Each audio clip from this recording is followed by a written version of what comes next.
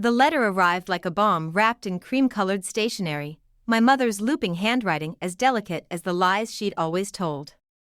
13 years of silence, and now this showing up in my mailbox on the anniversary of Dad's death, no less. The universe has a sick sense of humor. I'm Rowan, and this wasn't how I planned to spend my morning at Mitchell & Associates Investment Group.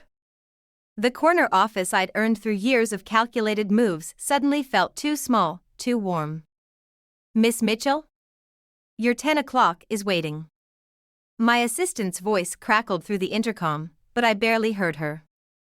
My fingers traced the edge of the envelope, fighting the urge to shred it into confetti. The return address burned into my retinas, 1542, Oakwood Drive. The house where everything fell apart. Reschedule it, I snapped, immediately regretting my tone. Please. Family emergency. The letter trembled in my hands as I sliced it open. The scent of her perfume wafted up, jasmine and vanilla, the same fragrance she wore when she told 12-year-old me she was leaving with Henry. When she chose him over her own daughter. Dearest Rowan, the letter began. I almost laughed at that. Dearest. As if she had any right to terms of endearment. I know I have no right to reach out after all this time. But things have changed.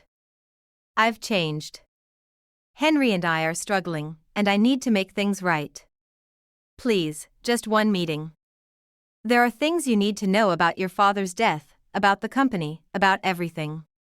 My coffee went cold on the desk as I read the letter 3 more times. Each word felt like a needle under my skin. The company? What could she possibly know about Dad's transportation empire that crashed and burned after his death? The business Henry had gotten his hands on while my mother stood by, watching it all crumble? The phone rang. Uncle Bill's name flashed on the screen. Of course he'd call today, he never forgot what this date meant to me. Hey, kiddo, his warm voice filled the line. Thought you might want company for lunch. I stared at the letter, my throat tight. She wrote to me, Uncle Bill. After all these years, she just. The silence on his end spoke volumes. Finally, what does she want? To talk. Says she needs to tell me something about Dad's death. My laugh came out harsh. Convenient timing, isn't it? Now that she and Henry are struggling. Rowan.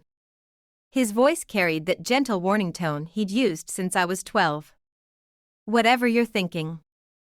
I'm thinking it's time for some answers. The words tasted like metal in my mouth. I'm thinking about how Henry systematically dismantled everything Dad built while she watched. I'm thinking maybe it's time they both faced what they did. Revenge won't bring him back, sweetheart. No. I smoothed the letter flat against my desk. But it might bring justice. My phone buzzed with a text, another message from my mother. An address for a cafe downtown, asking to meet tomorrow. My fingers hovered over the keys. I have to go, Uncle Bill. I'll call you later. I ended the call before he could protest, before his wisdom could pierce the armor of rage I'd spent years building. The city sprawled below my office window, oblivious to the war brewing in my heart. I typed my response, tomorrow. 2 p.m. Don't be late. The send button felt like a trigger being pulled. 13 years of carefully constructed peace, shattered by a single cream-colored envelope. But maybe that peace had always been an illusion. Maybe it was time to finish what started the day my father died, the day my mother chose Henry, the day everything changed. I grabbed my coat and headed for the door. I had 24 hours to prepare for battle, and this time, I wouldn't be the one left bleeding. The cafe buzzed with lunchtime chatter, but the corner booth might as well have been a tomb. My mother sat across from me, her hands wrapped around a cooling cappuccino. Looking exactly like the woman who walked out 13 years ago, just with deeper lines around her eyes. You look so much like your father. Her voice cracked on the last word. I kept my face blank, the way I'd practiced in boardroom negotiations. You didn't ask me here to discuss resemblances. She flinched. Good. Let her feel something for once. Her designer blouse hung loose on her frame. And her wedding ring, the gaudy thing Henry had replaced Dad's band with, slipped when she lifted her cup. Henry doesn't know I'm here, she whispered, glancing over her shoulder. He's changed, Rowan. Everything's changed. Changed like when he convinced you to sign over Dad's company? Or changed like when you let him ship me off to Uncle Bill's without a fight? The cup clattered against the saucer. That's not fair. I was grieving. For 3 months. I leaned forward. Dad was barely cold in his grave when you married him. When you let him start dismantling everything Dad built. A young family walked past our booth, their little boy laughing. My mother's eyes followed them, something raw and hungry in her expression. That's when I noticed the bruise, poorly concealed beneath her collar. Henry has a son now, she said suddenly. Your half-brother. Evan. He's 10. The news hit like a slap. A brother. A child who got to keep his mother while I lost mine. Congratulations, I said flatly. Is that why you're here? To play happy families? No, She reached into her purse, hands trembling. There are papers. Documents from before your father died. Henry made me hide them, but I kept copies. I think they prove. Mom? A sharp voice cut through the cafe. Jessica Larson stood at our table, Henry's daughter from his first marriage, her perfect features twisted in suspicion. What are you doing here? My mother's face drained of color. The papers disappeared back into her purse. Jessica, dear.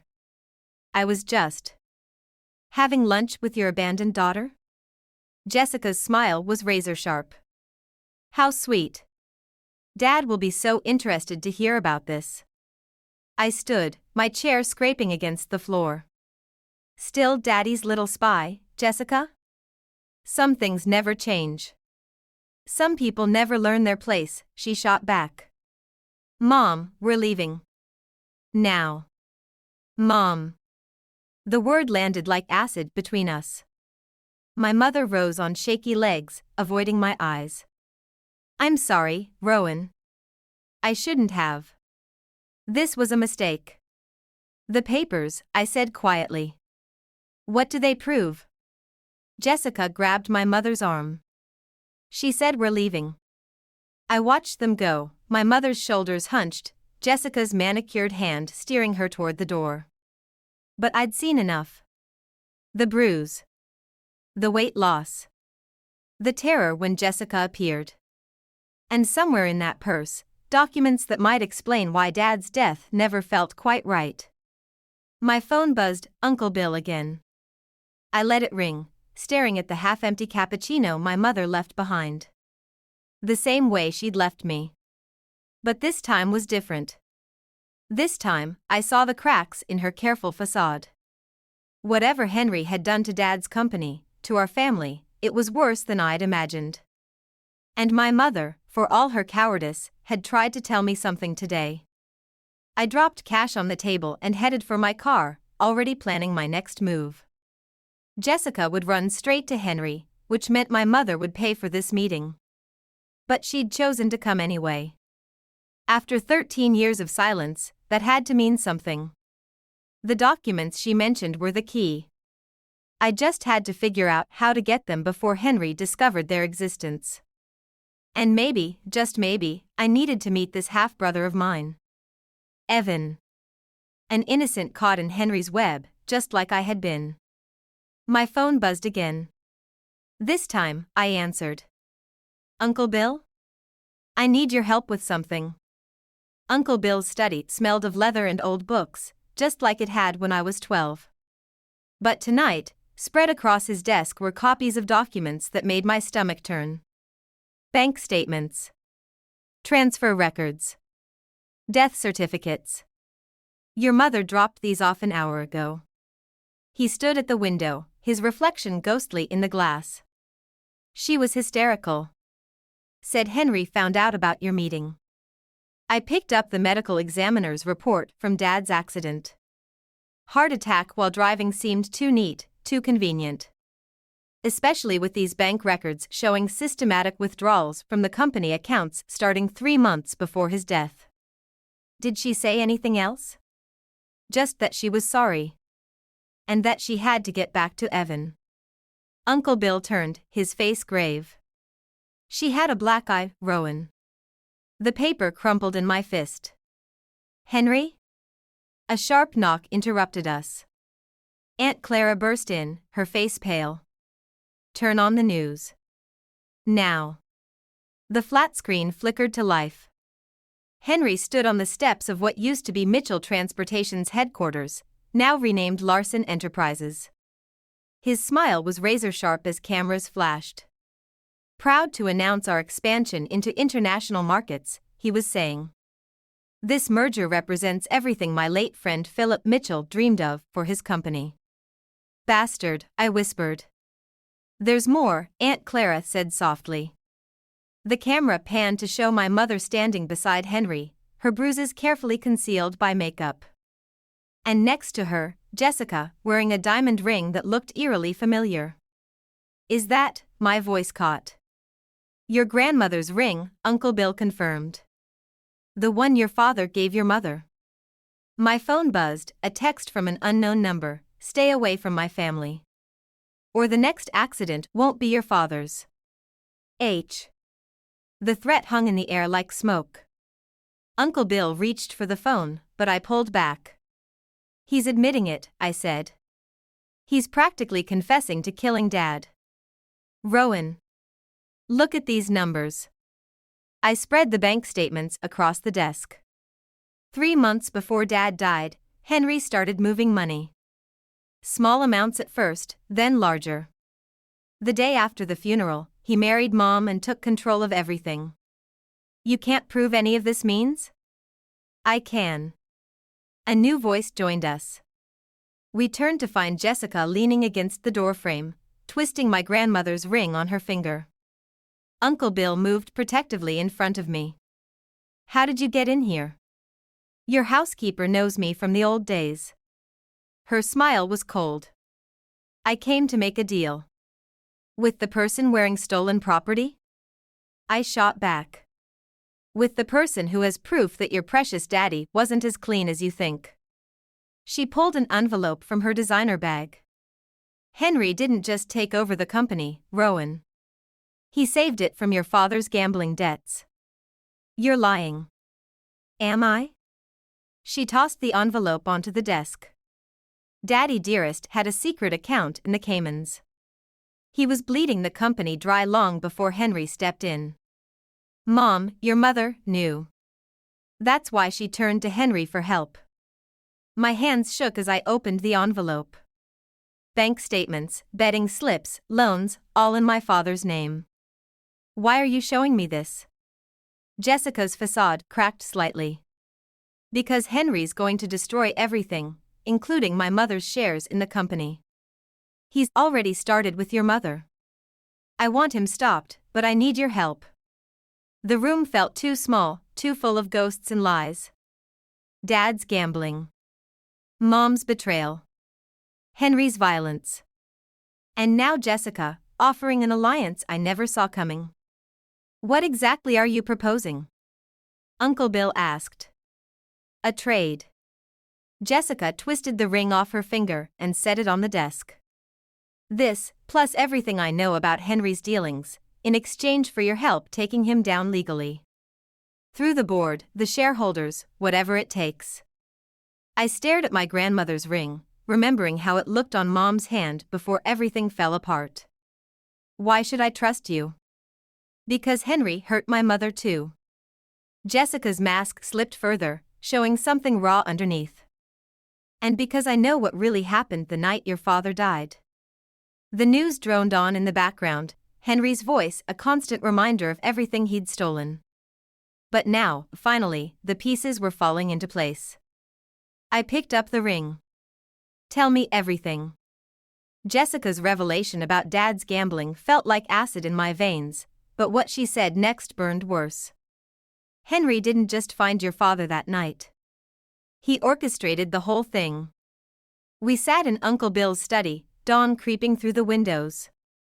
The documents were spread across the desk like a roadmap of betrayal. Dad was meeting his bookie, Jessica continued, her composure cracking. Henry knew about it. He'd been tracking the gambling for months, waiting for the right moment. Uncle Bill's hand gripped the back of my chair. How do you know all this? Because I helped him. Jessica's voice broke. I was young, angry about my mother. Henry promised if I helped him take over Mitchell Transportation, he'd make sure I got what I deserved. A knock at the door made us all jump. Aunt Clara entered, her face ashen. Rowan, your mother's here. She's with Evan. My half-brother. The child who got everything I lost. Send them away, I said, but Jessica grabbed my arm. Wait. Evan might be the key. Henry's been moving money into trust funds under his name. If we can prove. He's 10 years old, I snapped. I'm not using a child as a weapon. Like Henry used you? Jessica's words hit their mark. I found them in the kitchen. Mom looked worse than at the cafe, her movements jerky and nervous. But Evan, he had Dad's eyes. He sat at the counter, homework spread out, looking so normal it hurt. Hi, he said, glancing up. Are you really my sister? Mom flinched. Evan, honey, why don't you go watch TV while I... No. The word came out sharper than I intended. Let him stay. We're all family, aren't we, Mom? She touched her wedding ring, Henry's ring, like a talisman. Henry's planning something. He's been meeting with lawyers, changing accounts. When he found out about the documents I gave Bill. He hurt you. It wasn't a question. Evan's pencil stopped moving. His shoulders tensed, and suddenly I saw what I'd been missing. The careful way he held himself. The watchfulness in those familiar eyes. Does Henry hurt you too, Evan? The silence was answer enough. Rowan, please, Mom whispered. I didn't know what to do. He controls everything, the money, the house, our lives. I thought I could protect Evan if I just... Like you protected me? The words tasted like ash. Jessica appeared in the doorway, her presence making Mom shrink further. Henry's on his way. Someone at your office tipped him off about the meeting. Evan's homework scattered as Mom grabbed his arm. We have to go. He can't know we were here. No. I moved between them and the door. You're not running this time. Not from him, not from the truth about Dad. What truth? Evan asked. Mom went pale. Rowan, don't. Your father killed mine. The words hung in the air like smoke. And our mother let him do it. Evan looked at Mom, really looked at her, maybe for the first time. Is that true? Before she could answer, car tires crunched on the gravel outside. Uncle Bill appeared with my coat. Back door. Now. Take them to the lake house. We'll handle Henry. I'm staying, Jessica said. He'll suspect something if I'm gone. I grabbed Mom's purse, Evan's backpack. Why are you really helping us, Jessica? Her smile was bitter. Because Henry killed my mother too. Heart attack, just like your father. I just couldn't prove it, until now. Headlights swept across the windows. Mom clutched Evan's hand, and in that moment, I saw the mother she could have been, should have been, to me. We have to go, I said, taking Evan's other hand. All of us. As we slipped into the pre-dawn darkness, I heard Henry's voice booming through the house. But for the first time since Dad died, I wasn't running from the past. I was running toward justice. And this time, I wasn't alone. The lake house felt like a fortress of secrets. 3 days we'd been here, and each hour brought new revelations from Mom's files. I sat at the kitchen table, spreadsheets and bank statements creating a paper trail of destruction. "You should eat something," Mom said, hovering nearby with a plate of sandwiches. Playing mother now, when it was far too late. Evan sat cross-legged on the couch, headphones on, trying to disappear into his video game. He hadn't spoken much since learning about Dad's death. My phone buzzed, Jessica's burner number. "Henry's making moves. He's called an emergency board meeting for tomorrow.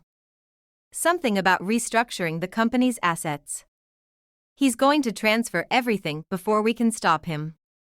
I glanced at the documents spread before me. "We need more time." "We don't have it." Jessica's voice cracked. "He's been asking questions about Mom's death. I think he knows I found her medical records." A crash from the living room made us all jump. Evan stood amid the remains of a glass of water, shaking. "Someone's outside." I moved to the window, careful to stay hidden behind the curtain. A black SUV idled at the end of the driveway, its headlights off. "Get your things," I told them. "Now." Mom grabbed the files while I shoved laptops into bags. Evan stood frozen, staring at the door. "It's okay," I said, taking his hand. "We're going to." The window exploded inward. Mom screamed. I pulled Evan down as glass rained around us.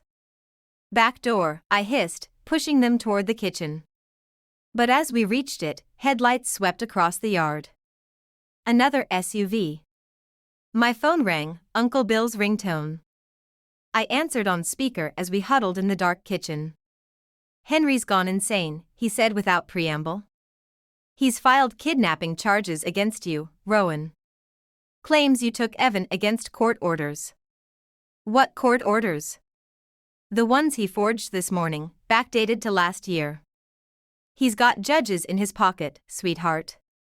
You need to bring Evan back now." Mom clutched Evan closer. "No.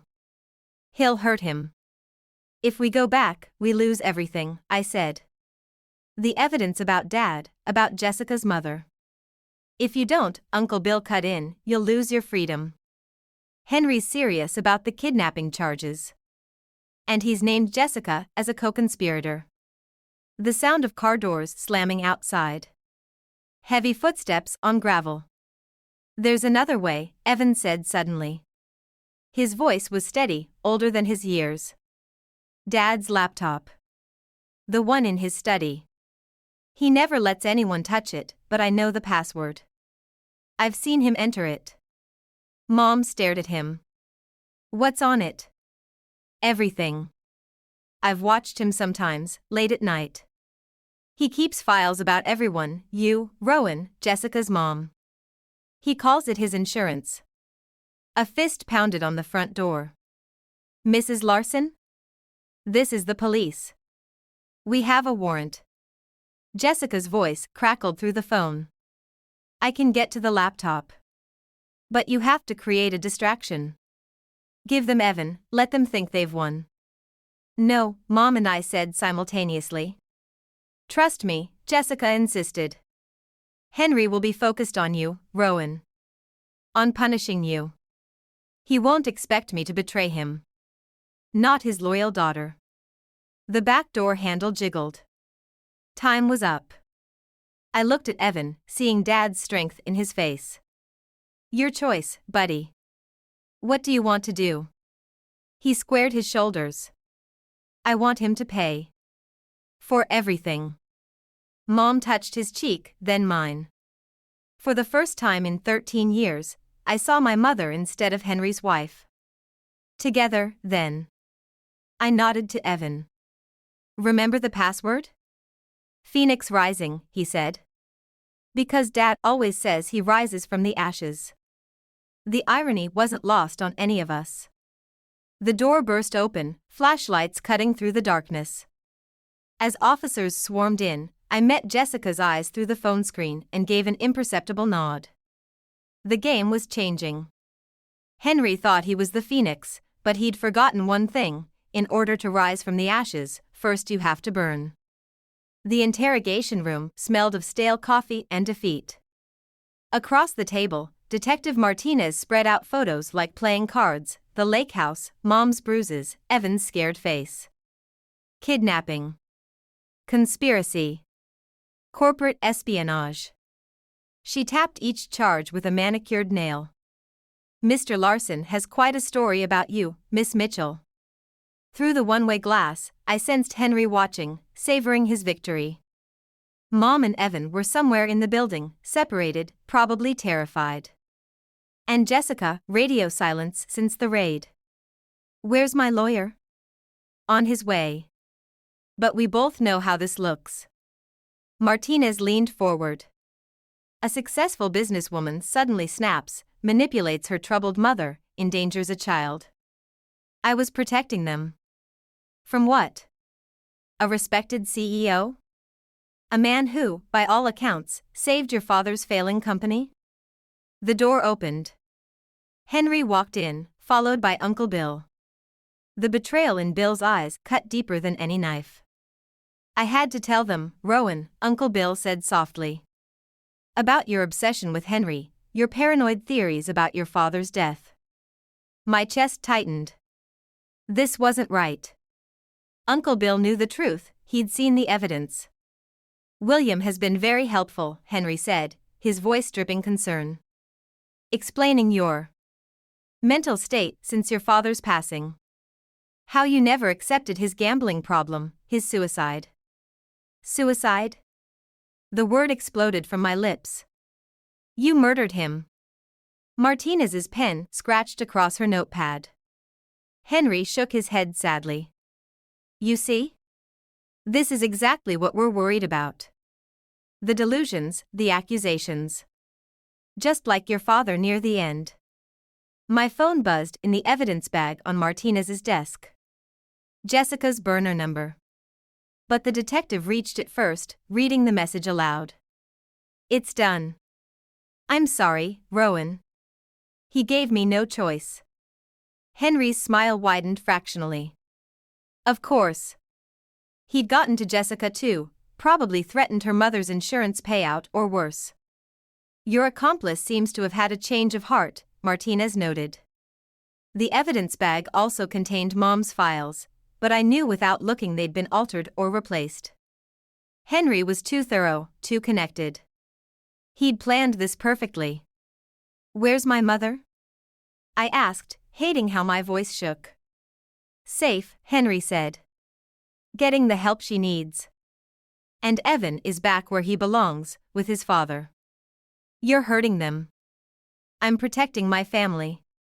He turned to Martinez. Just like I tried to protect Philip Mitchell from his gambling debts. Some people simply can't be saved from themselves. Uncle Bill wouldn't meet my eyes. Had Henry threatened him too? Or worse, convinced him I really was losing my mind?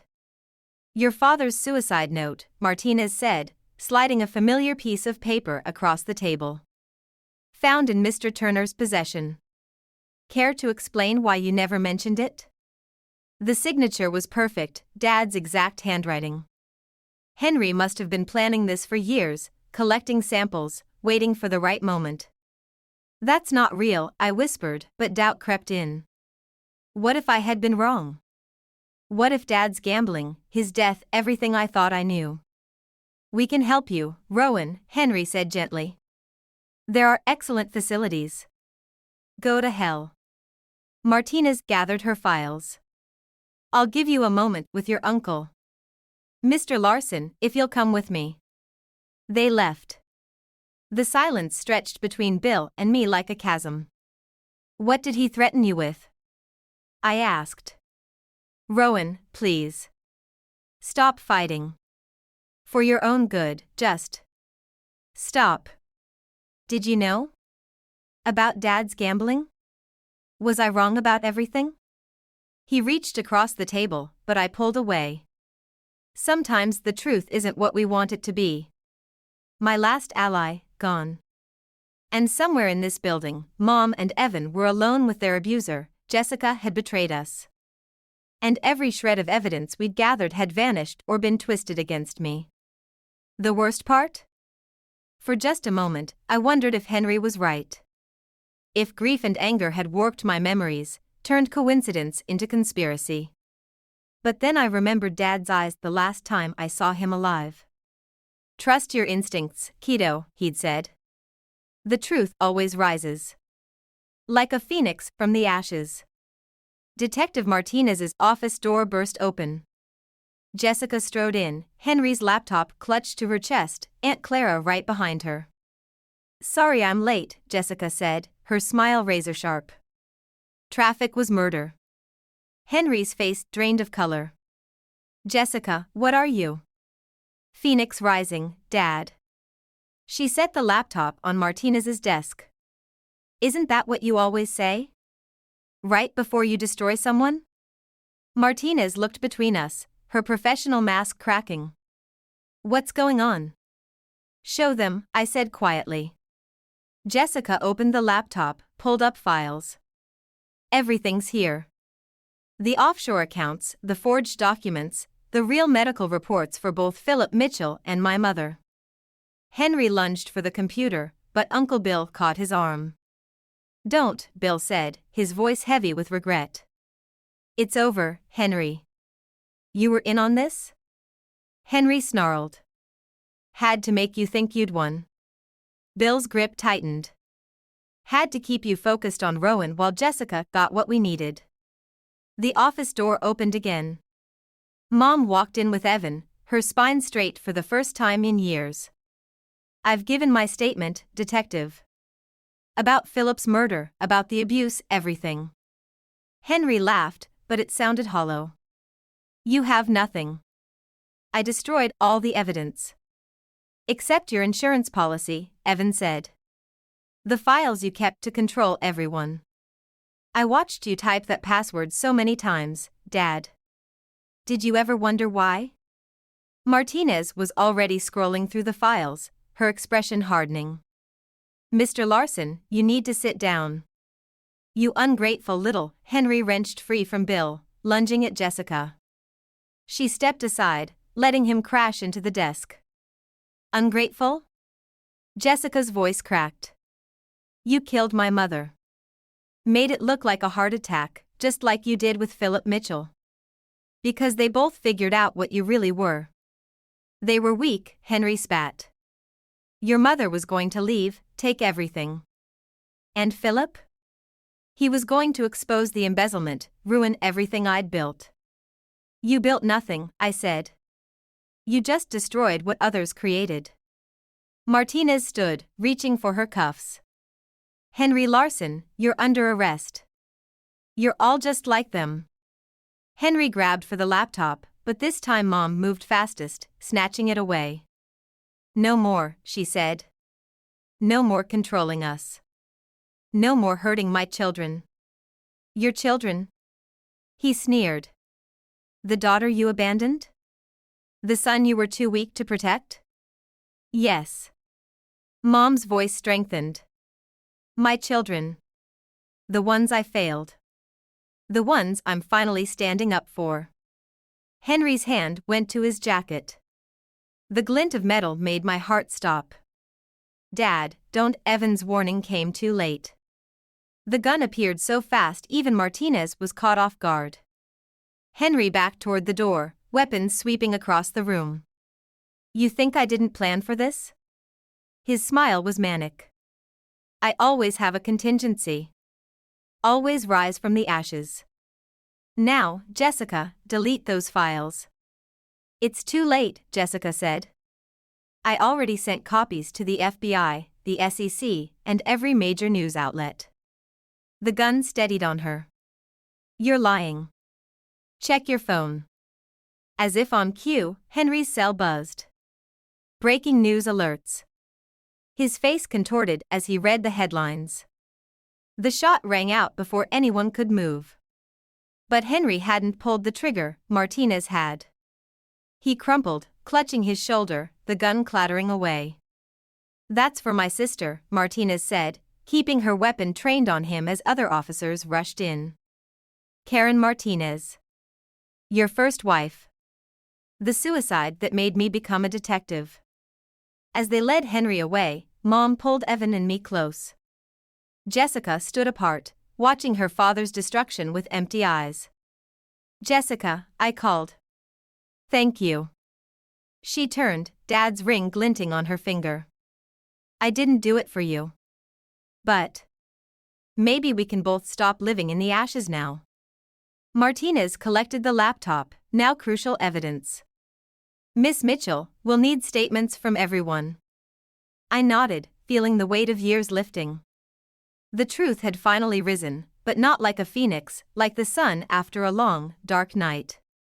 Mom squeezed my hand. I'm so sorry, Rowan. For everything. I know, I said. And for the first time, I believed her. The Mitchell Transportation Building looked different in the morning light, its glass facade reflecting clouds instead of shadows. Dad's name still crowned the entrance, freshly restored after Henry's arrest. Ready? Uncle Bill asked, holding the door. The lobby buzzed with activity, employees, reporters, shareholders gathering for the emergency board meeting. Jessica stood at the reception desk, handling the chaos with practiced ease. She'd traded Henry's flashy style for something more subdued, more genuine. The board's waiting, she said, falling into step beside me. Mom's already inside. The boardroom felt smaller than I remembered from childhood visits with Dad. Now I sat in his chair, facing the people who'd let Henry destroy everything he built. The vote is unanimous, the head of the board announced. Mitchell Transportation will be returned to Mitchell Family Control, with Rowan Mitchell as CEO and Jessica Larson as COO. Mom squeezed my hand under the table. She looked different now, lighter, despite the shadows under her eyes. The divorce papers had been signed yesterday. As the room cleared, Evan lingered by the window. Does this mean I have to work here someday? Only if you want to, I said. You can be anything.